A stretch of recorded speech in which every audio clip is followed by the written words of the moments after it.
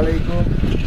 রাত্রেবেলা মাটি কাটছি, এখন যাই হোক আমরা রাত্রেবেলা কামরার কাজ করছি আর কি। এখন আমাদের তারেক ভাই, এই যে তারেক ভাই, সে আমাদের জন্য এই যে ঠান্ডার বিস্কুট নিয়ে আইছে। এই যে লিটন ভাই খাইতেছে, এই যে আমাদের আরেক উস্তাদ দেখতেছিনি তো, মানুষে টাকা পায়, আমরা খাওয়ান পাই। তারেক ভাই কিছু বলবেন?